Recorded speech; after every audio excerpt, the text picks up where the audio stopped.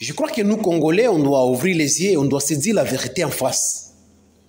Dites-moi, ces Congolais-là qui soutiennent la rébellion du M23, qui soutiennent les mouvements terroristes rwandais du M23, ces Congolais qui soutiennent les régimes de Kigali, de Paul Kagame, les sanguinaires Paul Kagame, les Congolais qui soutiennent Museveni, avec tout ce qu'il fait en RDC, le soutien qu'il apporte aux terroristes rwandais du M23, les Congolais qui soutiennent l'AFC de Corbeil Nanga, qui sont contre le régime de Kinshasa, parce que selon eux, le régime de Kinshasa ne résout pas les problèmes des Congolais, n'apporte pas une solution aux préoccupations des Congolais, et ça les conduit alors à soutenir cette rébellion du M23. Je vais vous poser une seule question. Ces gens disent qu'ils sont venus développer le Congo, ils critiquent le gouvernement de Kinshasa, le gouvernement congolais ne fait rien, il n'y a pas de routes, il y a une insécurité croissante à l'est de la RDC, alors que ce sont eux qui sont à l'origine de cette insécurité, ce sont eux qui créent cette insécurité, ce sont eux qui massacrent le peuple congolais.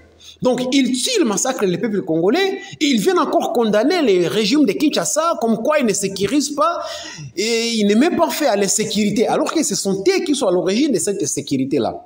Paradoxe. Alors, je pose une question à tous ces Congolais qui sont contre les gouvernements congolais qui soutiennent la rébellion du M23. Ces gens-là vous trompent. Dites-moi, cela fait 3 ans que la rébellion du M23 contrôle la cité de Bunagana, la cité de Kiwanja, vous avez la cité de Rutshuru, vous avez la cité de Djomba, vous avez donc bref plusieurs villages, plusieurs localités, plusieurs cités dans les territoires de Rutshuru, de Masisi et même de Nyiragongo. Dites-moi combien de routes ont été construites par cette rébellion du M23. Dites-moi combien d'écoles ont été construites par cette rébellion du M23. Dites-moi combien d'hôpitaux ont été construits par cette rébellion du M23. Dites-moi combien de bornes fontaines ont été construites par cette rébellion du M23. Dites-moi combien de boulots, combien de travail, combien d'emplois ont été créés par la rébellion du M23 dans la partie qu'il contrôle. Ça fait déjà 3 ans. Et je vous rappelle que rien qu'avec la frontière de Bunagana, rien qu'avec cette frontière-là de Bunagana, la rébellion du M23 gagne plus de 5 millions de dollars les mois. Je dis bien plus de 5 millions de dollars les mois, rien qu'avec la frontière de Bunagana. Là, on ne compte pas le nombre de mines qu'il contrôle dans les territoires de Rutshuru, de Masisi et de Nyiragongo. Là, on n'a pas encore compté le nombre de barrières illégales érigées par les éléments du M23 sur l'axe depuis Bunagana jusque dans la ville, jusqu'à Goma. Il y a plein de barrières illégales qui sont contrôlées, qui sont érigées par leurs agents. Et ils perçoivent des taxes illégales, nuit comme les jours. Et chaque maison, chaque champ, chaque commerçant paye des taxes et des impôts dans cette partie-là. Alors, avec tout cet argent qu'ils gagnent, c'est des millions, des centaines de millions de dollars les mois. Qu'est-ce qu'il faut avec cet argent? Combien de routes ils ont déjà construites? Combien d'écoles ils ont déjà construites? Combien d'hôpitaux? Rien. Est-ce qu'ils ont déjà terminé l'insécurité? Est-ce qu'il n'y a plus d'insécurité à Bunagana? Est-ce qu'il n'y a plus que les gens qui sont à Kiwanja? Nous sommes maintenant à l'ère de la technologie de l'information. Même ceux qui sont à Kiwanja, ils ont des téléphones, ils vont m'écouter. Dites-moi ceux qui sont à Kiwanja, ceux qui sont à Rutshuru, ceux qui sont à Djomba, ceux qui sont à Kichanga, ceux qui sont à Bunagana. Dites-moi s'il n'y a plus d'insécurité. Je vous rappelle qu'il y a une vidéo, il y a les 1-23 qui avait tenu un meeting populaire, c'était à Kiwanja, je crois, Kiwanja Centre, et il y a une femme qui s'était plainte de l'insécurité. Il a dit, nous souffrons de l'insécurité. On ne peut plus quitter chez soi jusqu'au chat avec espoir de retourner sans être violé par vos hommes. Et si c'est un homme, sans être tué ou agressé violemment par vos hommes. C'était devant Willy Ngoma. Vous vous rappelez de cette vidéo-là? Ok. Et une autre vidéo, il y avait une presse là, européenne qui était allée mener des investigations dans des zones sous contrôle du M23. Il y avait les porte-paroles civils du M23 qui parlaient. Il y a une dame, il a fait poser une question à une dame. Est-ce que vous vous sentez à l'aise dans la zone sous contrôle du M23? La dame avait parlé de l'insécurité et de la misère qui les frappe. Donc vous comprenez que ces gens, tout ce qu'ils disent sur la presse, c'est faux. Nous connaissons bien leur mission. Ce n'est pas de nous apporter la paix et la sécurité. Ce n'est pas de développer notre Congo. Leur mission, c'est de terroriser les peuples congolais. Leur mission, c'est de piller les peuples congolais, piller les richesses congolaises. Leur mission, c'est de massacrer jour et nuit les peuples congolais, violer les femmes congolaises, créer de l'insécurité croissante en RDC.